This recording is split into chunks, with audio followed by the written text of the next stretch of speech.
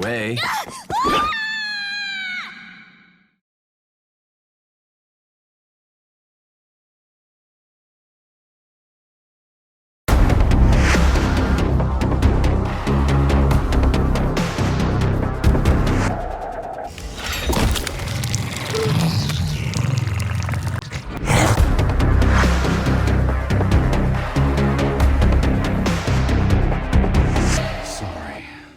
But I don't have time to spare.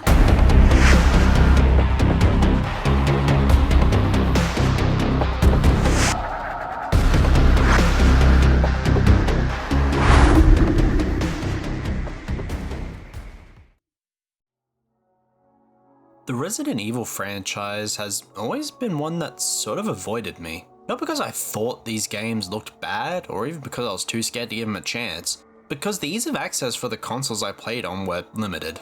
Growing up, I only really had a Wii. There was also a PS2 in the household, however that belonged more to one of my parents, so an opportunity to play one of these games never really came up. As I grew older and got a job, it always just sort of sat in the corner looking at me, beckoning for my attention with clips of Leon S. Kennedy doing very necessary backflips in Spain, or the Nemesis and Albert Wesker being added to Dead by Daylight, or even thirst traps of Lady Dimitrescu. Finally, after enough watching the franchise on the sidelines, some convincing from my good friend DarkWolfMusic, and the upcoming game having a special release on one of my favourite platforms to play games on, my time has come. Resident Evil Reqiuem, the latest release in this 30-year-old long-running franchise, blending together two eras of the series with action and horror, and having the returning series veteran Leon S. Kennedy and new blood to the series, Grace Ashcroft. This was my first time ever playing a Resident Evil title, so I made sure to catch up on none of the story so far, and only asked relevant questions to DarkWolfMusic whenever they came up. Of course, though, I had to go about this my own way and play it on my Nintendo Switch 2, because I refuse to be normal. And the concept of being able to play a game this pretty looking on the go in 1080p was rather appealing. Nintendo and Capcom have always been a surprisingly strong partnership, releasing countless certified bangers in the 80s and 90s such as Mega Man or Street Fighter. By 1996, with Sony's aggressively powerful CD-based PlayStation compared to Nintendo's cartridge-based N64, you would think a partnership like this would have dissolved like most companies did, especially with the release of the first Resident Evil. However, that would be selling a complete and utter lie. Capcom really stuck by Nintendo, releasing a port of the second game for the N64 with minimal compromises, even including the FMV cutscenes. They made a port of the first Resident Evil for Game Boy Color. Temporarily, the GameCube was the first console to receive the GOAT of the series, Resident Evil 4. And for quite a while, Resident Evil Remake was only available on Nintendo platforms up until 2015. Even on Nintendo's commercial failure of a console, the Wii U, it got Resident Evil games. Hell, there's even Resident Evil games on the 3DS. Even on the Switch, which was roughly similar in raw power to the Wii U, Capcom made cloud versions of Biohazard and Village. They also ported one other game to the Switch, but when I tried to find more information about it, it just kept redirecting me to the Urban Dictionary definition of mid. So I think it's lost media maybe, I don't know. But the point is, no matter what console you played on, you by all miracles had access to at least one Resident Evil game. Spoiler warning, I will be talking about some things that are extremely spoilerific to the story and the gameplay, so if you don't want to get ruined on the experience, here's the relevant timestamp for you to skip to, and for the love of God, just go play the game yourself, it's amazing.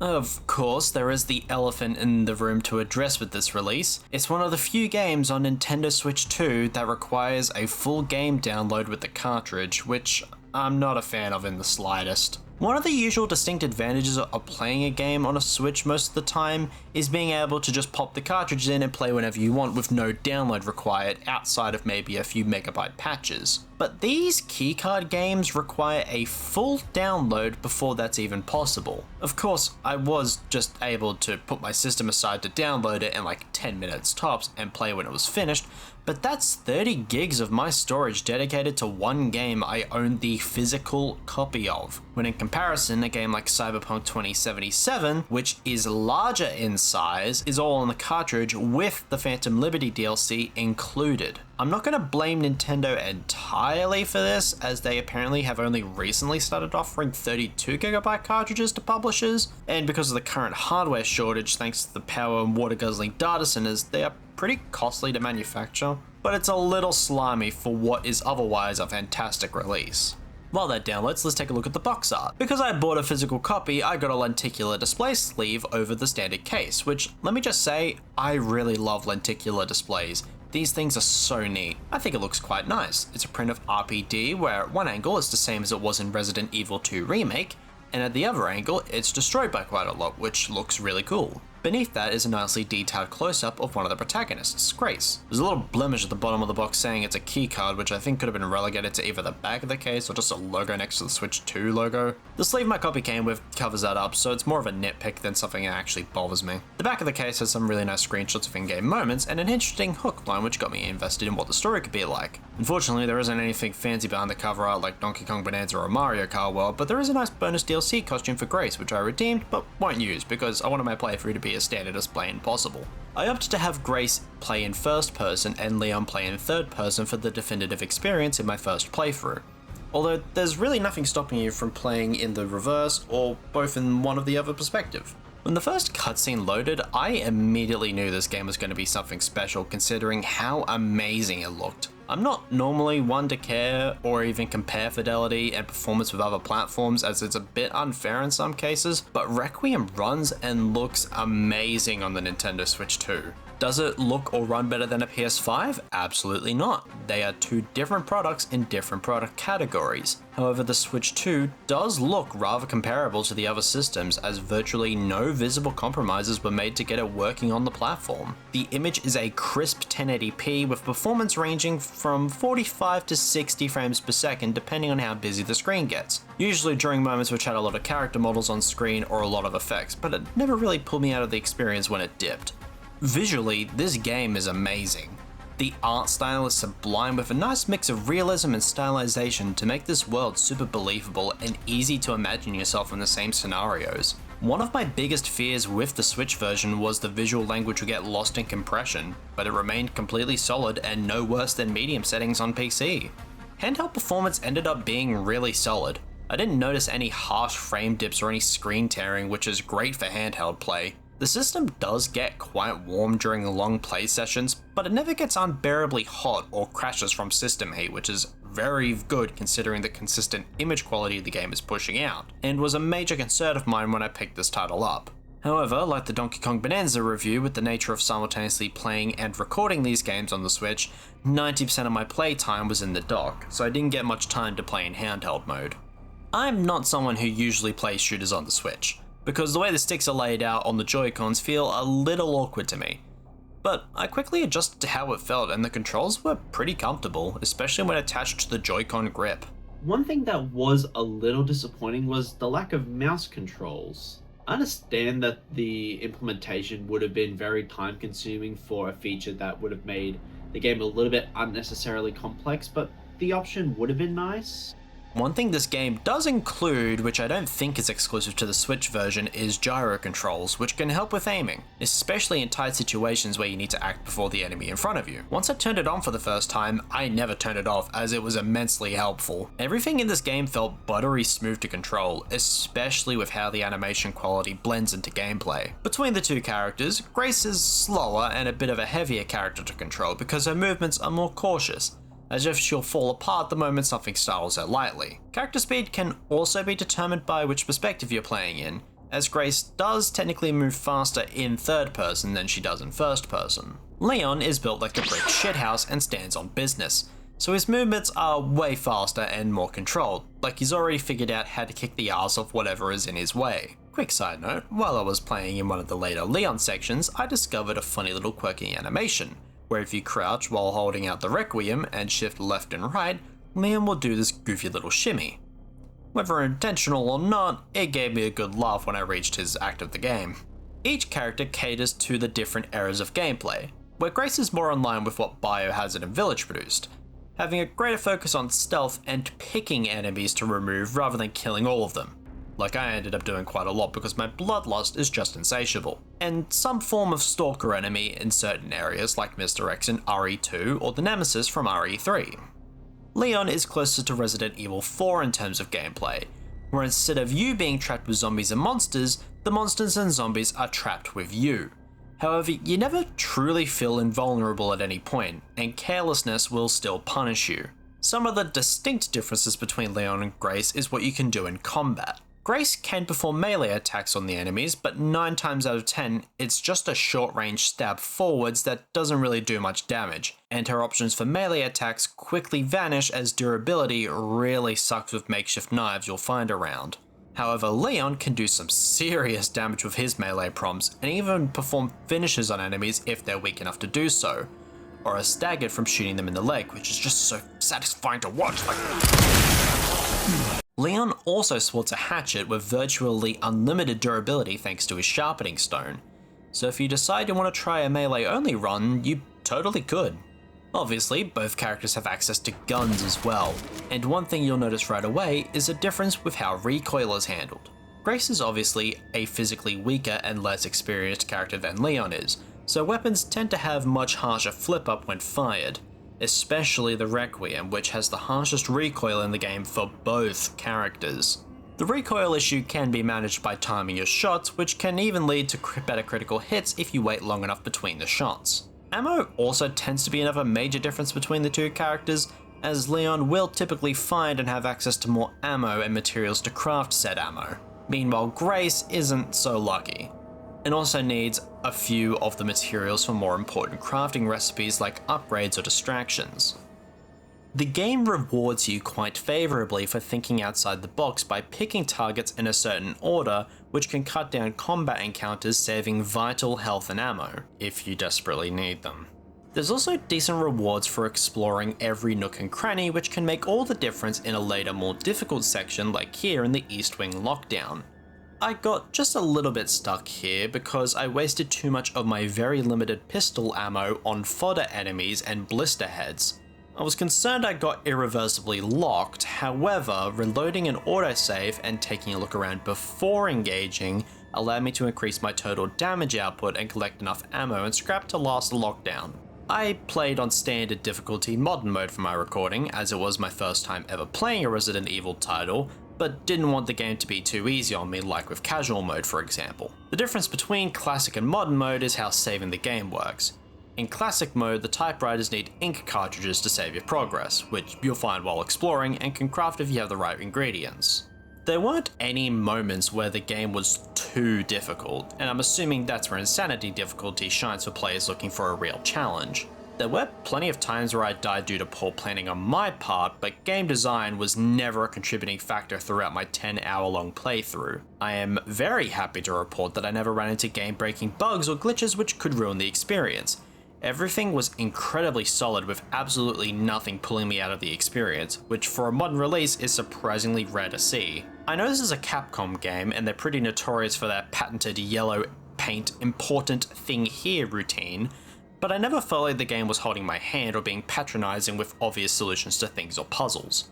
Even with my 90% empty brain, I was able to figure things out for myself quite easily. To me, the game is split into 3 distinct sections, or acts if you prefer. The first act of the game is mostly focused on Grace's slower gameplay in the hospital, with a few moments of Leon action sprinkled in as appetizers for what comes later. The second act is mostly focused on Leon and Raccoon City, with a higher emphasis on combat and aura farming moments, with a few cuts to what Grace is doing at the time in the context of the story.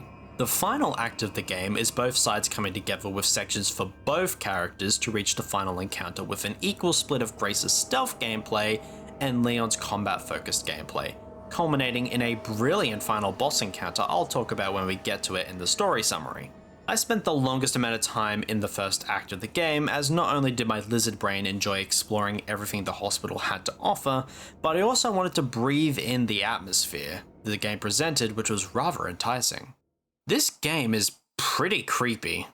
Even in the second act in Raccoon City, where things are generally more action-focused, there's still a major sense of dread shrouding the area, as if even though it's been destroyed, it's still crying out for help. My favourite section of the entire game, hands down, had to be Reqiuem City. The sheer history this location has in the series mixed with the story being told was exceptional, especially when we inevitably reach the Reqiuem City Police Department near the end of this act. This may be my first Resident Evil game, but the feeling that seeing RPD gave me was incredible, like it was coldly welcoming Leon back to September 30th, 1998.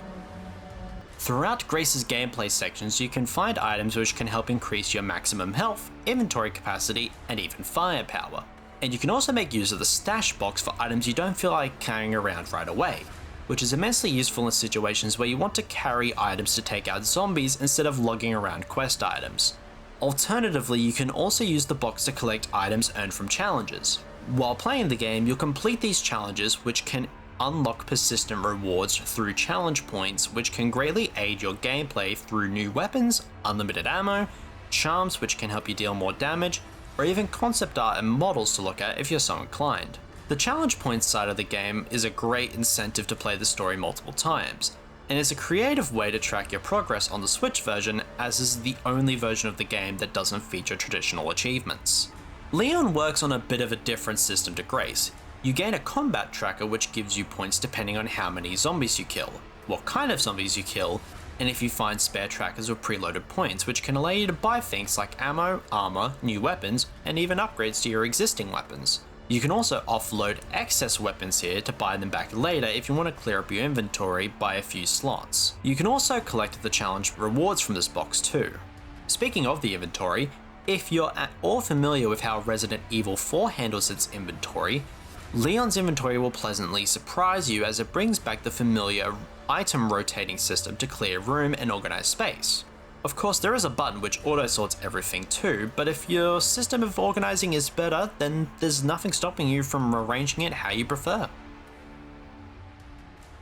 The story of this game hooked me from the very first cutscene, and it never made me feel left out or lost at any point despite being a noob to the series. At the very start, we're at the FBI headquarters where resident desk jockey and 3DS modding enthusiast Grace Ashcroft is bugged by her supervisor to go visit a crime scene of the latest victim in a string of very similar incidents. One problem, however, this area is where Grace's mum was killed by this creepy ass son of a bitch. Ignoring the potential HR violations and choosing to be the big brave woman she is, Grace goes there anyway, bumping into this handsome yet familiar looking chap, before reaching the crime scene and meeting a friendly cop. It's clear that Grace isn't exactly a people person and stumbles her way through the conversation miraculously, making it inside the hotel. Also, I'd like to point out, Grace does have a gun with her, but the description says she bought it with her own money. So not only did this fucking guy send one of his most unqualified FBI agents into a field assignment to a crime scene near a place he knows brings up very traumatic memories to her, but he doesn't even give her the courtesy of any backup or even a more powerful firearm to defend herself if in case it goes south. You are the worst fucking director ever.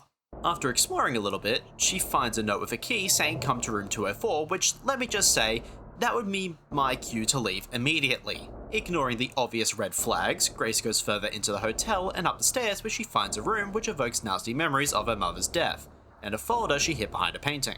She goes back downstairs and retrieves the folder, finding a journal and a floppy disk.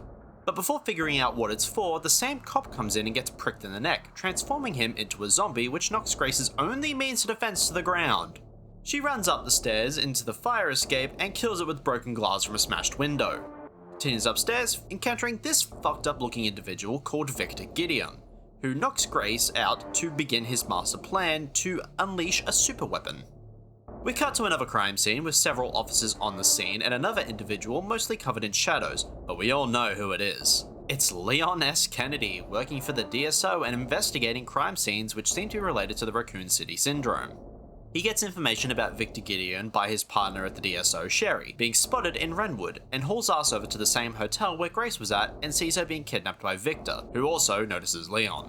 He infects a bunch of random civvies with a modified strain of the T-virus, which brings Leon into immediate action to take down the infected and chase down Gideon, of course in the most Leon way possible. After that ordeal, we meet back with Grace, who's now being held upside down in the Rhodes Hill Chronic Care Center. Freeing herself from the binding, she gets out of the room and explores a bit before running into our first evil resident in this place, an enemy known as the Girl. This absolute chud is fucking horrifying, but has an interesting weakness. She's allergic to the light and starts boiling the moment it touches her. Oh, what's a chud, you ask? Cannibalistic humanoid underground dweller. After retrieving the fuse for this door, we open it and seemingly get caught again by the girl before cutting back to Leon, who's now pulled up at the same hospital in his brand new Porsche Cayenne Turbo GT. After being led into a doctor's office, the hospital goes into lockdown and the charge nurse gets sawn in half by a zombie with a chainsaw. Why he has it, I have no idea. Leon walks him down Kennedy style, opening a door with a fucking chainsaw, and meets up with Grace, who's being dragged away by the girl, and pops 4 rounds of 12.7 by 55mm rounds on her ass. Leon gets stuck on the other side of the gate and gives Grace his massive revolver with only 1 bullet, the Reqiuem. Because of course he gives the frail and obviously terrified young woman a weapon of mass destruction. Good thinking, Leon. Before I continue, there is one thing I will quickly mention. Something important about all of the enemies that we see throughout the hospital is they were all created by Victor Gideon. That includes the girl, who was made with a prototype of a recreation of Elpis. According to the information given at this point of the story, Elpis was some form of super bioweapon made by the late Oswald E. Spencer. And if you know anything about Resident Evil lore, you'll probably recognize this guy as the, well, former president and CEO of Umbrella. The infected here aren't like the standard zombies the series features.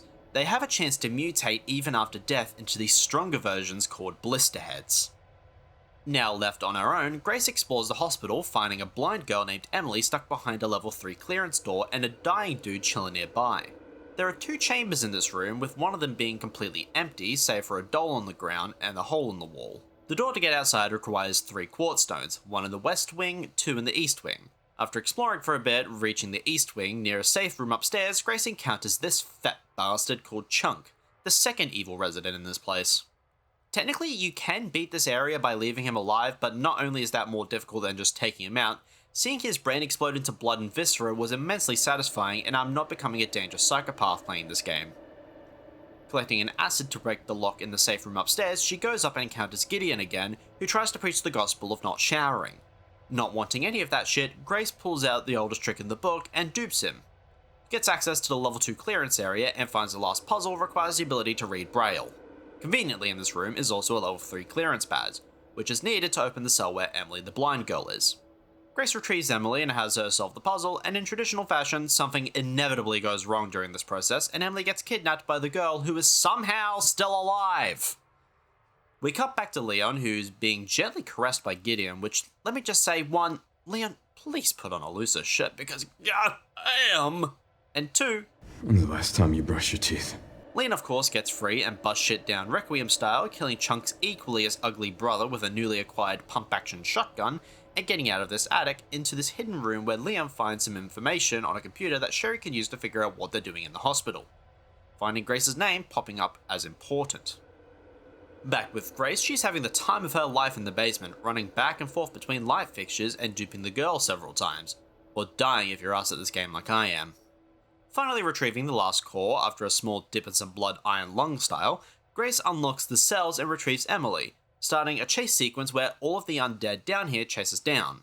Reaching the elevator, the girl makes another appearance, climbing on top of the elevator to eat Emily and Grace like a can of sardines. Grace forces to open the elevator door and leaps out. She gives her the slip, taking off her hand in the process, and brings Emily outside where a helicopter and its pilot are waiting. However, it's never as easy as it seems, cause the keys to the chopper are inside this house. And going inside leads Grace to an underground laboratory. She grabs the keys and sees Gideon yapping on the phone to a currently unknown individual before proclaiming he has done it, followed by a short laugh and an instant lock-in. Naturally, the place starts coming apart, drenching poor Grace in even more blood, and she gets out only for the key retrieval to be in vain as the helicopter inevitably crashes. From the distance, Leon sees this ordeal and snipes enemies from the hospital while Grace carries a very injured Emily inside the church. He drops down, meets back up with Grace, who tells her to get into the water treatment plant, and since this fucking chud can't stay away for more than 5 minutes, Grace decides it's finally time to get rid of her, utilizing the Requiem to stun her while she powers up the top hatch. The door opens, which allows the light to burn the girl to death, and finally getting rid of her. However, Emily succumbs to her injuries and also transforms into a monster. Despite Grace's protests, Leon stands on business and takes her down, which is the last straw for her. Tossing Leon back to Reqiuem, Grace goes to leave and gets stopped by Gideon and a familiar looking face. It's not actually him, but it also kind of is. It's both him and not at the same time. From this point on, the game focuses on Leon and his escapades in Raccoon City. After some light exploring, Leon runs into The giant enemy spider.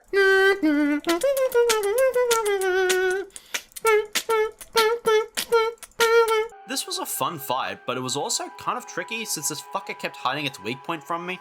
Passing by that small obstacle, Leon finds a detonator which opens the gate to the city center.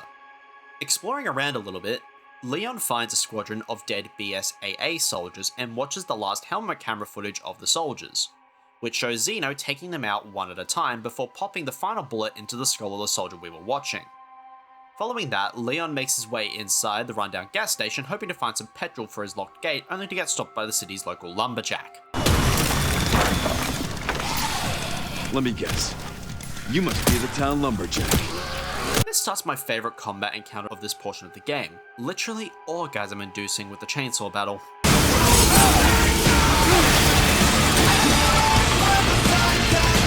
After completing that, Leon uses the petrol to power the generators blocking the path to find the final piece of the detonator and blows up the gate blocking the city centre, bringing us to an on-rails motorcycle section which, let me just say, this is Leon's crisp punching boulders moment. During this sequence, Gideon attacks and tries blowing us up with an RPG and sends his dogs after us, before jumping on his own motorcycle where Leon uses his unlimited ammo SMG in this one and only section. Leon finishes the job and sends him packing all the way down with a quip. Should've worn a helmet. We make it to RPD, which is falling apart but still evokes nostalgia even in its ruined state.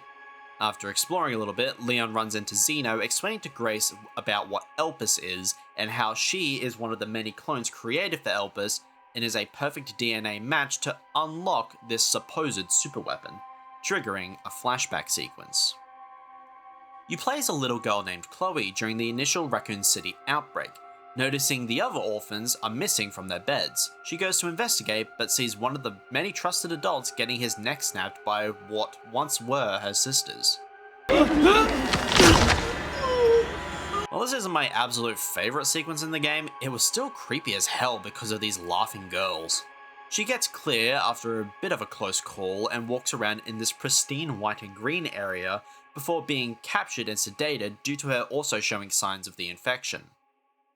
Leon pops out to confront Zeno, where Grace passes out after calling for her mother, and seeing the resemblance between Alyssa and Leon, I understand why, and informs us that he has no time to spare. Not even 7 minutes? No? Okay. From the ceiling, a familiar adversary appears, the Tyrant. It's not the same one from RE2, at least I don't think so, but he definitely gives Leon a run for his money. Getting out of RPD, but not before finding this book in the library with Wesker, you've done it again. Leon steps outside, through the ammo store, seeing flashbacks to RE2, before stepping out the back. From the nearby rooftop, the Tyrant throws helicopter rockets at Leon, which knocks him back, prompting a boss fight as the Super Tyrant. This fight was fun as hell, utilizing the parry mechanic to deflect the Tyrant's attacks, while also writing the script. I learned you can parry the cars he throws at you, which, Jesus Christ, this game can't get any cooler without breaking international law. Following that fight, Leon makes his way to the orphanage from the flashback sequence, which is on the edge of the crater, and the way down to the Ark. Getting past all the trains, a bunch of living plants start attacking as Leon makes his way down, culminating in a massive wall of living plants in a mini boss fight, which wasn't as cool as a Tyrant, but was fairly satisfying to take down. Forcing his way into the Umbrella-marked facility, a group of soldiers with guns try to ambush Leon, successfully if you suck at this game like I do, but it's no problem for Leon walk him down Kennedy. In the process, Leon frees one of Umbrella's caged pets, the Licker. These guys can't see anything, so rely on sound to hunt for their prey. However, they also have exposed flesh, which, when introduced to something strong like acid, E equals MC dead. Finally reaching the hallway before the chamber where Elpis is being kept, a familiar Umbrella security service agent arrives. Hunk. Okay, so it's not 100% clear if this is actually the same guy from the other games, but the weapon description from the axe he drops and the game files do seem to indicate that this is the same guy. Plus, if you fail the quick time event where he does the next snap move, It's reminiscent of the same animation from previous games. Leon takes him down and confronts Zeno, who dodges all of his shots and almost takes Leon out before his quick thinking gets him and Grace to safety at the garbage disposal, which knocks him out for a little bit. After waking up, Leon reveals to Grace that he's got T-Virus at stage 3, which is starting to take its toll on his body. Let me just say, how the fuck does this virus even work? At this point, I don't even know what this shit does to someone, seeing how some of these fuckers turn into zombies, some of those turn into blisterheads, there's tyrants, this fucker moving faster than supersonic, these skinless bastards, now Leon having what I can only call super AIDS. Screw it. Let me make a call real quick. Hey, so like, how does the T-Virus actually work? How much time do you have to talk? Do you believe me if I told you that was a 12-hour-long call? Leon tries to get Grace to leave so he can finish the job, but she's done running, pleading to let her help him out, which Leon agrees, helping her get to a higher area to clear the way for him. We switch to Grace's perspective as she looks for a switch to activate the excavator in Leon's way, sneaking past the Lickers and these dim-witted infected who are locked in stasis. After a few close calls, she gets the way unlocked for Leon and continues looking for a way to the Elpis chamber, finding a computer room which has room for a floppy disk, the same one she found in the beginning. She looks through the files and finds the interview her mother had with Oswald E. Spencer. While he seems very cagey and hesitant to answer any questions asked, there's a level of regret in his voice. A nurse brings him the child, who he speaks hopefully about, offering to let Alyssa hold her, revealing her name to be Grace. Grace. And that's when it becomes clear. Elpis probably isn't what Zeno and Victor Gideon think it is. It's likely something far more hopeful. We cut back to Leon pushing through the facility to reach the Elpis chamber again, but his infection is affecting his vision and hearing, causing pulses to interrupt him. Nevertheless, he pushes through, opening the way up to the main chamber before finally collapsing in front of the stairs leading up to the chamber. Grace sees us through the camera feed and runs to his side, helping him up and into the chamber, where she makes a bargain with Zeno. Let Leon live and she'll enter the password. He agrees begrudgingly, which brings us to the final decision. If you weren't paying attention to the story, you'll likely have pressed the Destroy Elpis button so Zeno couldn't use it. However, this leads to the bad ending of the game, which leaves Leon dead very unceremoniously. However, the game does give you the option to reload the save and try the different ending if you'd like to.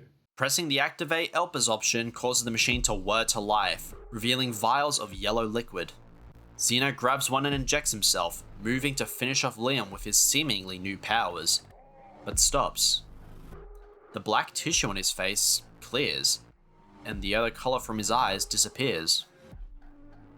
Elpis wasn't a super weapon. It was really an antiviral all along, made by Oswald E. Spencer as a way to atone for his sins, to bring hope for the future.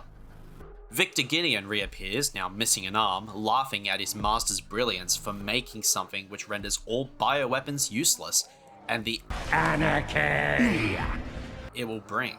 Zeno is understandably pissed at Gideon, saying the connections are done with him, which causes Victor to call him what he truly is. Nothing But an imitation. Which, I mean, it's kind of true, but also kind of rude. And then slices his head off. Grace proclaims that he shouldn't have it, which causes him to stab her in the stomach. Mustering her strength, she injects Elpis into Leon, curing his T-Virus infection nearly instantly and rejuvenating him for what is to come. Victor starts the shutdown after claiming one of the vials, which causes the platform to crumble and fall to the bottom of the chamber, separating Leon and Grace in the process. The final fight begins with Gideon no longer holding back his powers against a fully recovered and rejuvenated Leon. This fight was awesome, utilizing the parry mechanic whenever he attacked, makes me constantly shooting him in the head with my shotgun. Eventually, he pulls out an RPG, which I managed to snatch from his grasp and shoot at him, instantly ending this phase of the fight. But it couldn't be that easy, could it? He mutates further into a giant monster with glowing red blisters to shoot. This section was insanely cool since I got to use most of my arsenal against him. Eventually, I did enough damage for the final QuickTime section to come up, which was so cinematic. In the final cutscene of the fight, Leon shoots at the mutated mess of Gideon using Reqiuem one-handed? That serum must have included some anabolic steroids, cause Jesus Christ, Leon! Leon finds Grace among the wreckage, and accepting what might be their final resting place, they sit together for a bit, waiting for the end to come. But thankfully, the DSO finds them and brings them to safety, courtesy of one Chris Redfield. The final cutscene leaves behind at what the future of the series may bring, showing Leon and Grace make amends by revealing he never hit any of Emily's vitals when he took down the mutation, and seemingly putting a ring back on his hand. And seeing how Chris is involved with the DSO, I can only imagine who he's married to. There's a bunch of news broadcasts showing the fallout of our efforts in the Ark, exposing the long-term operations of the Umbrella Corporation and the government being run by corrupt officials. Also revealing Emily was recovered from the hospital. The post-credit scene shows Grace still working at the FBI, talking to Leon on the phone, revealing that she took Emily in as her own child before the director asks for her report, just like how the game started. We also see the crater of Raccoon City, with soldiers talking about some kind of objective before sending in the wolves, teasing the inevitable Mercenaries DLC. And that was Resident Evil Requiem. Boy, that was a thrill from beginning to end. The game never left me lost or bored at any point, and there's still so much stuff left me to do in this game. Plus, with the now inevitable DLC on its way, I'll definitely be seated for more Resident Evil content as it's rolled out. My final rating for Resident Evil Requiem is 9.8 out of 10. Thank you all so much for making it to the end of my Resident Evil Requiem review. This is the biggest project I've ever worked on so far. I want to quickly say a huge thank you to DarkWolfMusic for making a short cameo in this video. I'll leave some links to his Twitch, SoundCloud, and YouTube channel in the description, and please go check him out. He's one of the funniest dudes I know. If you like this sort of content, please leave a like and tell me what your thoughts on Resident Evil Requiem are. I love to hear what people think of these games. If you want to see more, please subscribe. It's totally free and helps out the channel a ton. Thanks for watching, and have a good one, gamers.